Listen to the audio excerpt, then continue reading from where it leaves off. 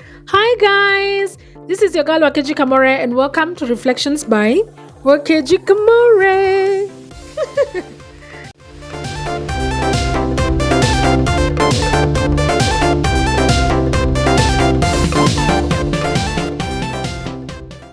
All right.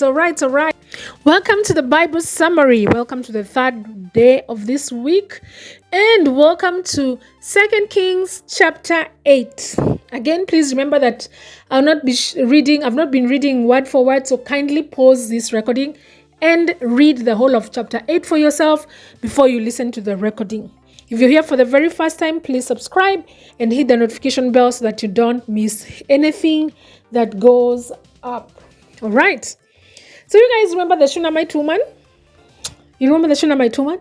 The Shunammite woman is a lady who had built a small Airbnb for Elisha. A small room in her house, rather the roof of her house, so that Elisha can be staying in it.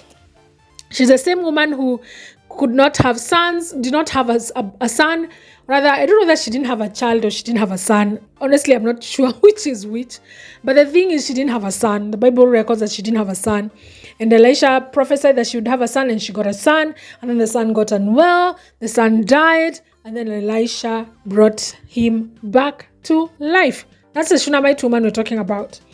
So the Bible says, this is in chapter 8, 2 Kings chapter 8, that the Shunammite woman had been warned by Elisha that there was going to be famine for 7 years. And so she carried her whole family and they settled in the land of Philistines. So please note this. You remember the famine I was talking about, where they were selling even the feces of doves? That famine is the one that Elisha warned the Shunammite woman about and told her to take her family to a different place. So she went and settled in the land of Philistines. Please note, the Philistines are not necessarily friends to Israel. Remember, these guys were always at loggerheads, the Israelites and the Philistines. So they were not friends, yet she went and found a place to stay for those 7 years. And she settled there for 7 years. But now after the famine has ended, she has returned from the land of Philistines and she has come back to Samaria. And now she wants to get her stuff back. So she goes to the king to ask whether she can get her land back. Maybe she had given her land to someone else and someone had taken over it. Or maybe her land had been seized by someone else. We don't know what had happened to her property and her possession. But she went to the king to plead that she gets all her properties back. And when she went to the king, she actually found Gehazi. You guys remember Gehazi? Gehazi having a conversation with the kings, and Gehazi was giving stories about the miracles that Elisha has performed. And one of those miracles is how this woman didn't have a son. She got a son. The son got sick. The son died, and the son was brought back to life. So that's the story she actually finds Gehazi giving the king. And then she makes her request known, and the king was like, imagine, guess what? You are getting everything that you had lost restored to you. And not just this woman was rich. The Bible says she was wealthy. So she probably had enough houses, enough I don't know what she had built. Maybe she had very big pieces of land. So she got all that back. Now you see Toshe, she got the value of any crops that had been harvested during her absence. So we don't know what had happened to her pieces of land. Maybe mtu alikuwa ameigrab, maybe rafiki yake alichukua alafu akaikwamililia, but she got all her properties back and she got the value of all the crops that had been harvested during her absence. Man, talk of restoration. And then it's restoration that, oh my goodness, that's just amazing. Okay, let me first pause there and just give the lessons that I learned from this specific part of the story before we continue. I don't know how far I'll be able to go with the chapter, but let me just share the lessons that I learned from this. First, this woman, the Shunammite woman, had you guys, do you remember how bad this famine was? This famine was so bad, people were eating their children. She would have probably eaten her child if she stayed. But she got, she got wind. Like Elisha told her of this prophecy that there's going to be famine for long and it's going to be bad. So please get away from this space and go and stay somewhere else. I honestly do not believe that she got that just because she was just a woman. It's because she had extended such kindness to Elisha that Elisha did not imagine that this woman would sit there and suffer and her family would suffer. Yani he was just like, no, I can't allow this woman to go through this famine after how nice she was. So her kindness, her hospitality had actually been rewarded. Something else that I learned from this story is that we reap what we sow. This woman gave a place to stay to a foreigner, this foreigner Elisha, rather to a stranger. This prophet, I mean, they were not relatives, they were just like, this is a man of God, he has nowhere to stay. Every time he comes to this town, he doesn't have a place to stay. Let's just build him a place to stay and he can settle there. And that is exactly what you did. She, in her small giving and her sowing of seed of hospitality and a place for the prophet to rest or to settle every single time he would come to this city, she reaped exactly the same. She settled in a land. You guys, I don't think you've considered the fact that this woman and her family went to a land where they were not necessarily the best friends. They were not like besties of Israelites. They were not. These are the Philistines. But she went there and she found a place to stay and she settled for 7 years as this famine was going on. We don't hear of her. She was being kicked from one place to another. We don't hear of her being attacked. We just hear of the fact that she actually settled. Not just her and her family settled in the land of Philistines for 7 years. That is definitely reaping what you sow. She sowed hospitality, she received hospitality. She sowed kindness, she received kindness. She put in like kindness and she received a lot of kindness, a lot of restoration, a lot, like she just was just reaping and reaping and reaping. Yeah, alikuwa on a harvest and a harvest and a harvest of all the gifts and all the seeds that she had actually put to the ground. So ask yourself, what are you putting to the ground? Are you putting kindness to the ground? Are you putting hospitality on the ground? What are you sowing? What seeds are you sowing? Because that is exactly what you will reap. All right, let's continue. This is verse 7. And it talks about a guy called Hazael and he murdered a guy called Ben-hadad.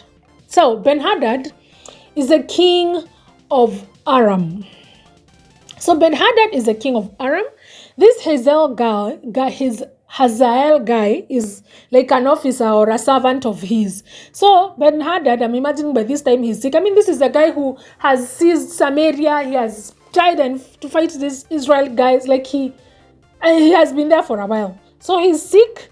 And as he's lying there, he actually sends this guy called Hazael and says, go to the man of God being Elisha. Go to the man of God and ask him whether I will recover from this illness. So let's first pause from there. Elisha is in Damascus. Damascus is the capital city of Aram. So Elisha is already in Arameans' land. I don't know what he's doing there. Maybe I went to check out on Naaman. Because remember, Naaman was not like an Israelite. Naaman was from the other side, was from Aram. So maybe he's going to check up on Naaman to see whether he's still healed. I don't know what he had gone to do there. This is a man of God. He could have gone to take a message to someone.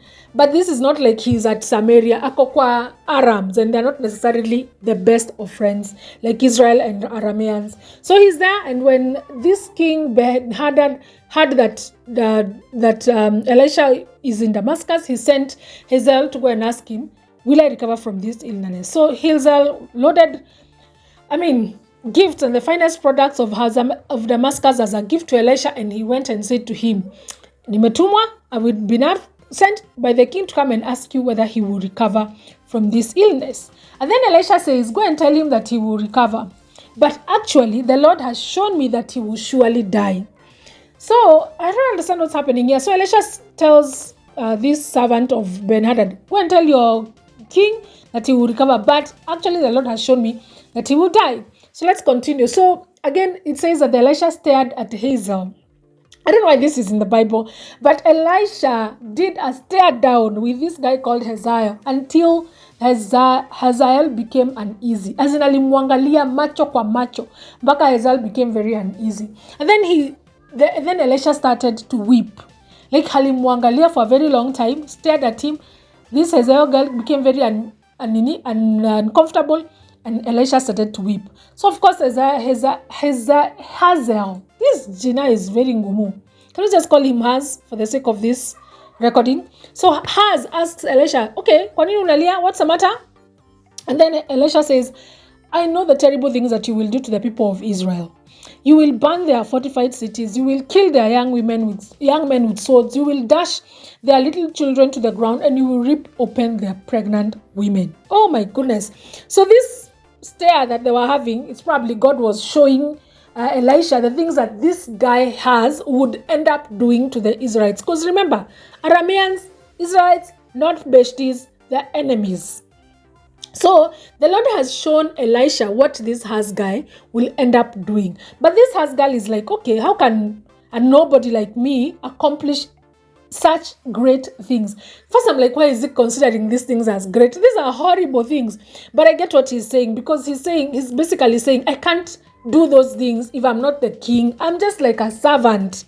Why would I be destroying Israel and doing all these bad things that you're saying, fortifying their cities, killing their young people, their young men, their children, and their pregnant women? Like, who would I be as I'm doing those things?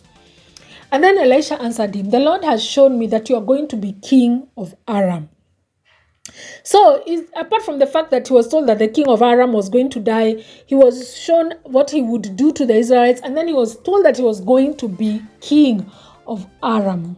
Okay, so Haz left Elisha and went back to the king, and of course he lied to the king and told the king, oh, you know what, Elisha mesema utapona, but instead he actually went and told the king, Elisha has said that you're going to be well. And then he pretended to be taking care of the king, like he soaked a blanket in water trying to pat down the king, but what he did is actually he covered the king's face until the king died. He basically killed the king.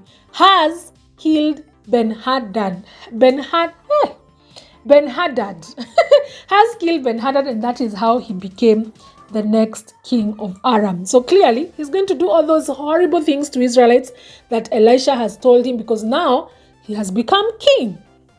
All right, the next few verses of that chapter, which is verse 16 to verse 28, talk about the different kings. Talks about Jehoram, who was the son of King Jehoshaphat, and how he ruled over Judah, and he also talks about Ahaziah, how he ruled Judah. It basically just talks about two other kings and how they ruled Judah, how they were bad kings, how it was very strange that Jehoram, son of Jehoshaphat, was a bad king, because his father, Jehoshaphat, was a good king. So you wonder, okay, what's the nini there?